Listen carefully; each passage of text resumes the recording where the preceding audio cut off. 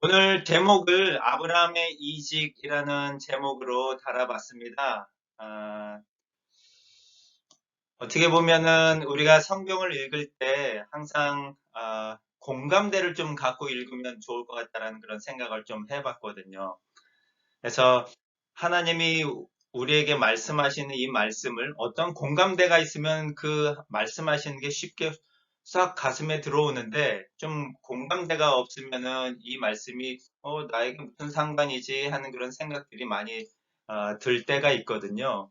근데 오늘 같이 나눌 말씀은 창세기 12장 1절에서 10절까지 말씀인데 아마 여러분들이 많이 읽어보셨고 잘 아는 부분일 거예요. 근데 제목을 제가 아브라함의 이직이라고 달았습니다. 뭐 이직이 그러면은 뭐 직장을 옮기는 거 그런 부분에 대해서 이제 제가 제목을 달았는데 아브라함이 사실은 자기가 살던 땅을 떠나서 가나안 땅이라는 곳으로 옮겨갔잖아요. 그래서 어떻게 보면은 이사도 가면서 또 일하던 직장이 터가 이제 바뀌어간 거거든요. 하란이라는 지역에 있다가 뭐 가난이라는 곳으로 옮겨갔기 때문에 마치 우리가 서울에서 일을 하다가 뭐 부산이나 이런 데 전혀 다른 낯선 땅에 가서 배우는 것 같은 그런 일을 하게 되는 그런 모습인 거예요. 그래서 그러면 아브라함의 그런 모습이 좀, 비슷할 수도 있겠구나라는 생각에서 한번, 아브라함의 이직이라고 제목을 달아봤습니다. 말씀을 한 구절씩 나눠서 한번 읽어보겠습니다. 제가 1절 읽고 여러분이 2절, 뭐 작은 목소리로 읽어주시면 좋겠습니다.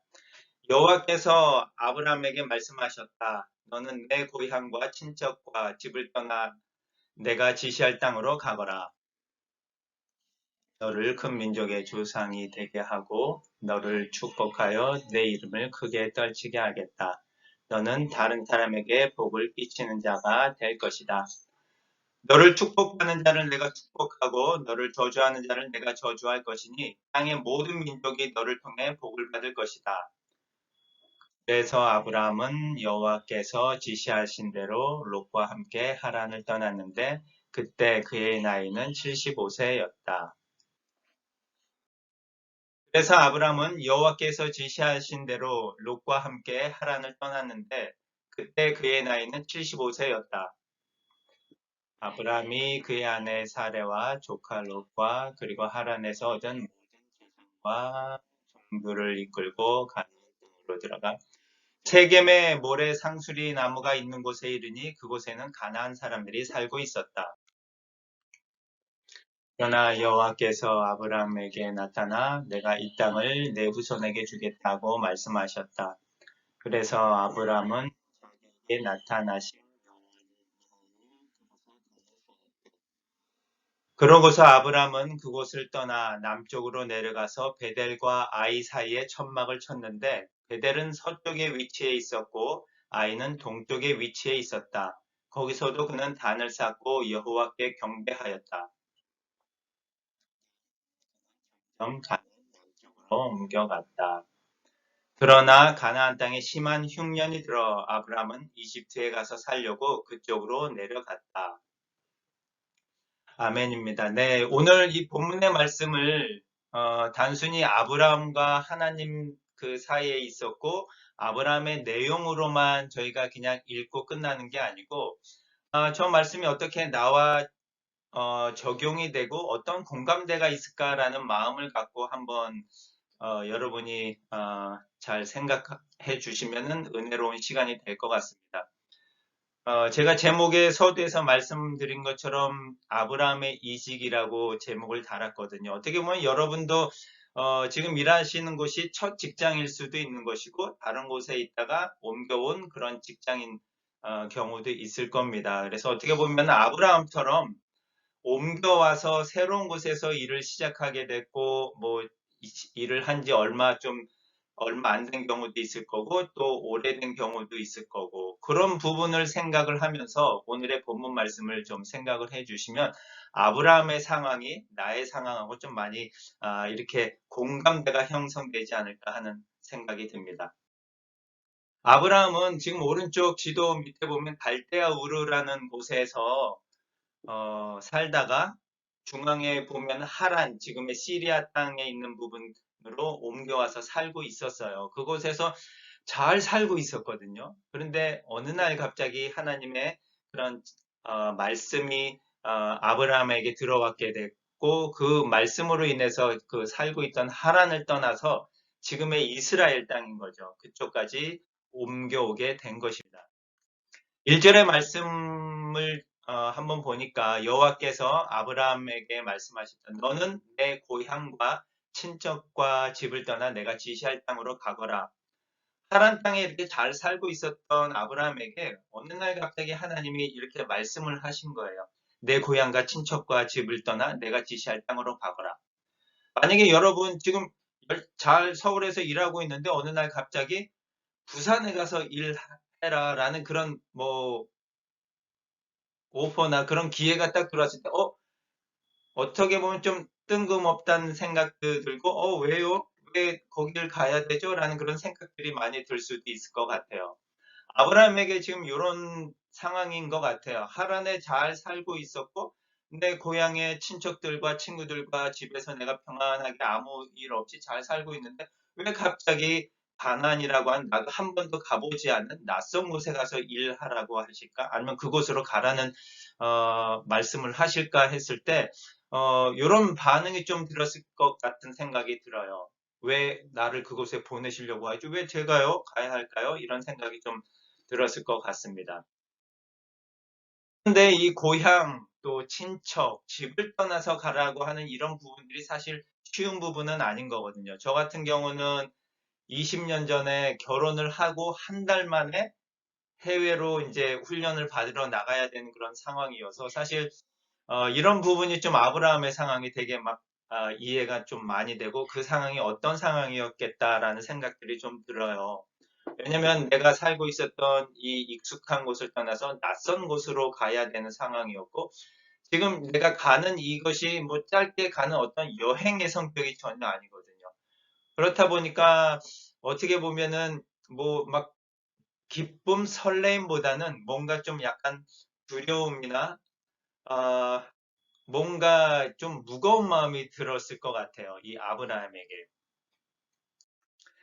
그래서 이 아브라함에게 하나님이 명령하신 이 말씀을 보면 너는 내 고향과 친척과 집을 떠나 내가 지시할 땅으로 가거라 했을 때 저희가 사실 이 아브라함에게 주신 하나님의 말씀을 약속의 말씀을 볼 때 땅이라고 하는 부분에 조금 집착을 좀 하는 경우들이 있거든요. 요즘 뭐 부동산에 대한 관심들이 많아서 그런지 모르겠지만 하나님이 아브라함에게 가나안 땅이라는 땅을 주신다라는 그 부분에서 땅을 주시네 나에게 뭔가 땅을 주신다는데 당연히 가야지라는 그런 마음을 갖고 아브라함이 갔었다라기보다는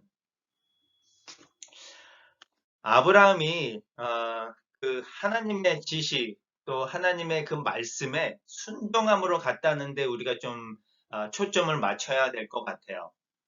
나에게 내가 지금 뭐 가진 재물이 없어서 하나님이 나에게 어떠한 재물을 주시려고 그 땅을 주시겠다라는 그 부분에 초점을 맞춰서 아브라함이 나에게 이제 땅이 생기는구나라는 그런 막 기대감을 갖고 갔다라기보다는 이 지시할 땅으로 가거라라고 했던 그 하나님 말씀에 순종함으로 갔다라는 부분에 좀 우리가 관심을 갖고 봐야 되는데 그 2절부터는 또 하나님이 내가 너를 큰 민족의 조상이 되게 하고 너를 축복하여 내 이름을 크게 떨치게 하겠다. 너는 다른 사람에게 복을 끼치는 자가 되게 될 것이다. 라는 이런 약속의 말씀도 또 함께 주면서 아브라함을 그 미지의 땅인 가나안 땅으로 가라고 말씀을 하셨거든요. 그러니까 그 말씀에 순종하면서 가는 아브라함의 모습을 저희가 볼 수 있고 그 다음에 그 3절에서 아브라함에게 하나님이 이렇게 또 말씀하시는 구절이 있어요. 너를 축복하는 자를 내가 축복하고 너를 저주하는 자를 내가 저주할 것이니 땅의 모든 민족이 너를 통해 복을 받을 것이다. 라고 이렇게 또 약속의 말씀을 주셨는데 이러한 말씀이 좀 어느 정도 아브라함에게 위로가 됐다라는 생각도 좀 들어요. 왜냐하면 낯선 땅에 가는데 어떤 그 낯선 땅에 뭔가 있어서 내가 그것을 막 차지하고 내가 얻고 누리려고 간다라기보다는 뭔가 좀 어느 정도 두렵고 그런 걱정이나 무거운 짐을 지는 그런 마음을 갖고 좀 움직여 나가는 것 같아요. 그 아브라함에게 이렇게 하나님이 말씀하시는 거예요. 축복하는 자를 너를 축복하는 자를 내가 축복하고 너를 저주하는 자를 내가 저주할 거다라고 하면서 어떻게 보면은 아브라함을 지켜주시고 아브라함을 대신해서 하나님이 싸워주시고 아브라함을 높이 세워주시겠다라는 그런 말씀인 거거든요.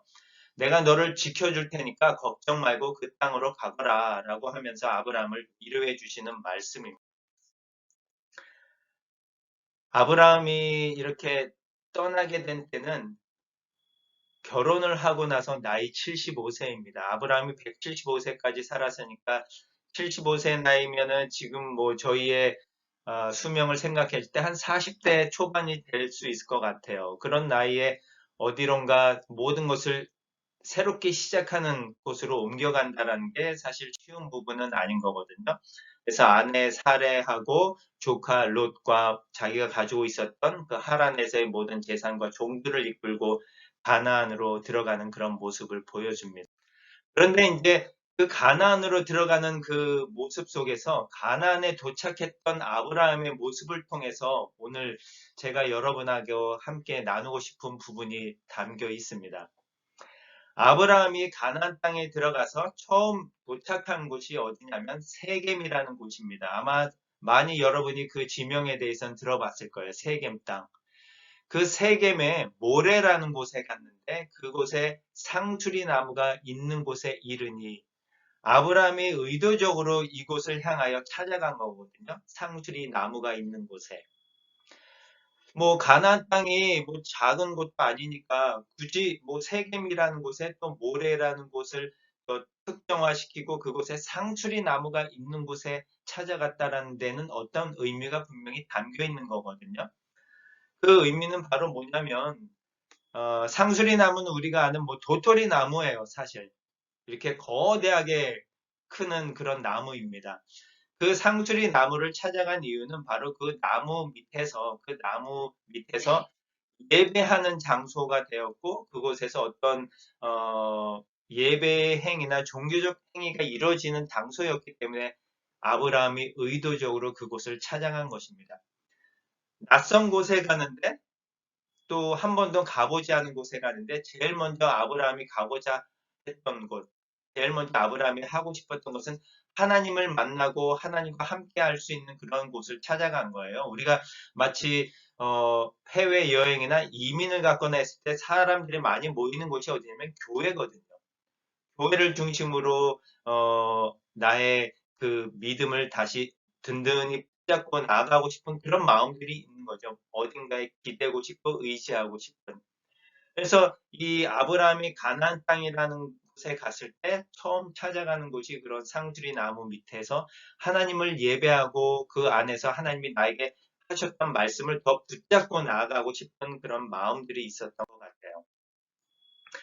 그런데 그렇게 찾아간 상주리 나무 밑에 있던 그 가나안 땅에 갔더니 하나님이 그 땅을 주시겠다라고 해서 가서 아주 푸른 초원에 넓은 벌판이 있을 거라는 생각을 갖고 갔는데 갔더니 그 땅은 벌써 가나안 사람들이 살고 있었던 땅이에요. 하나님이 내게 주시겠다고 한 땅이 어떻게 보면 벌써 다른 사람이 살고 있었던 거죠. 그래서 마음속으로는 나에게 주시겠다고 한 이 땅이 지금 아무도 살고 있으면 안 되는 거거든요. 우리가 생각하기에는 사실.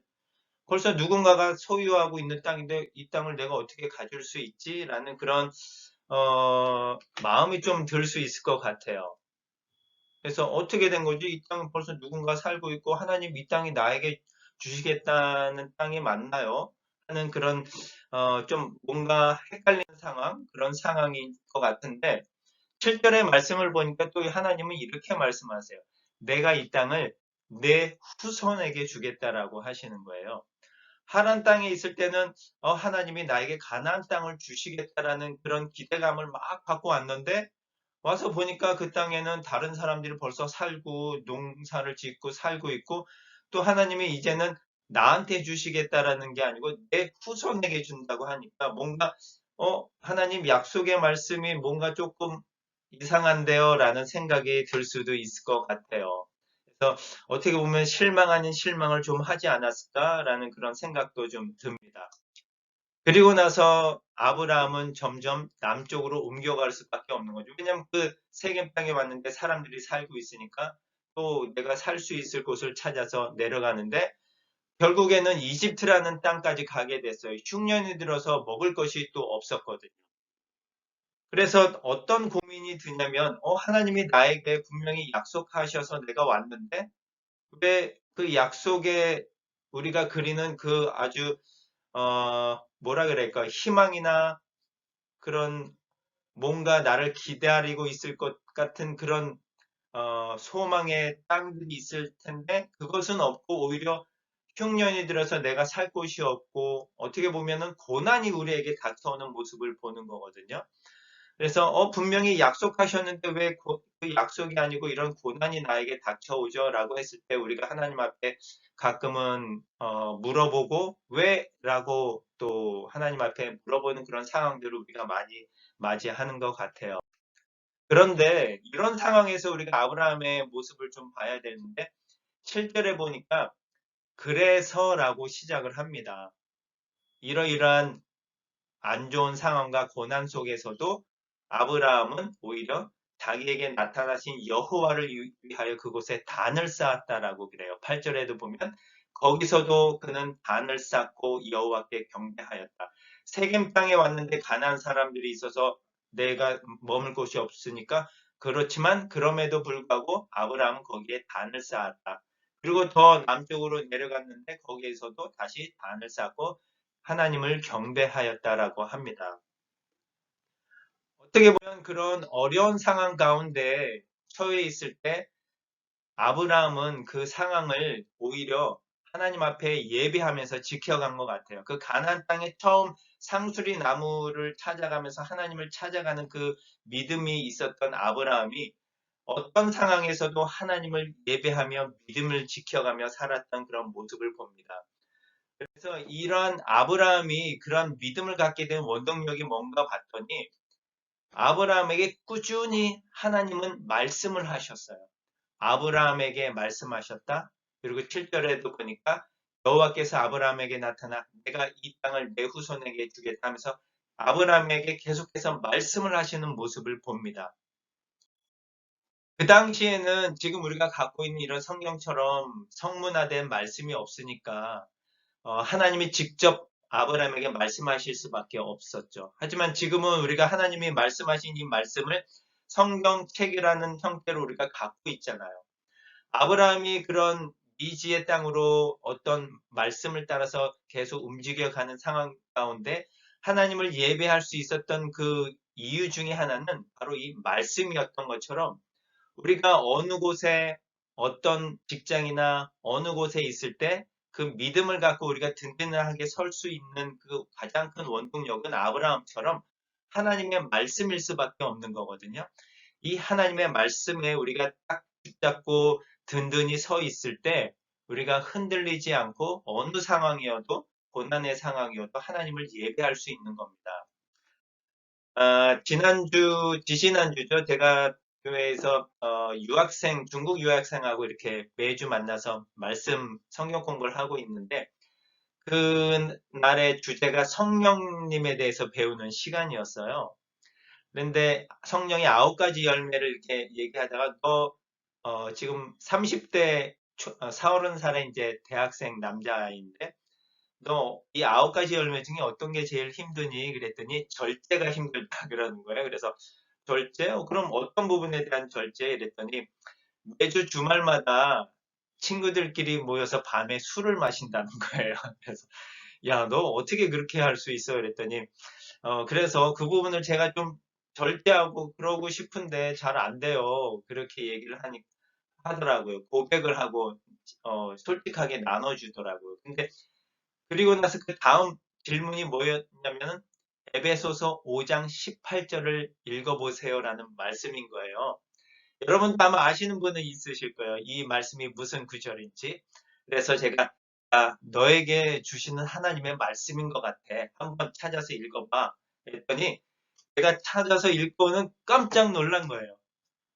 그 술 먹는 거에 대해서 절제하는 거에 대해서 힘든다는 것을 얘기를 하고 나눴는데 그 다음에 말씀 구절이 이 말씀이 딱 나오니까 아니 어떻게 하나님이 나의 상황을 아시고 이 말씀을 주셨지 하면서 너무 깜짝 놀라면서 진짜 제가 하나님 앞에 더 기도하면서 말씀을 제가 좀 더 열심히 봐야 되겠다라고 고백을 했던 그런 순간이 있습니다. 그래서 새해 되면은 많은 것도 시도하고 계획하잖아요. 그래서 지금 저희 또 성경 같이 공부하는 그룹들하고는 1년 성경 읽기를 지금 시작을 했어요. 매일매일 몇 장씩 읽는 서로 4명이 지금 한 그룹이 되어 있는데 이렇게 서로 인커리지 하면서 성경 읽기를 같이 시작해 나가고 있는데 중요한 거는 아브라함에게 그런 믿음의 원동력이 된 것은 하나님의 말씀이었거든요. 저희가 지금 뭐 병원에서나 저희 비전케어에서나 매일매일 아침마다 큐티하고 나누잖아요. 그 말씀이 얼마나 중요한지를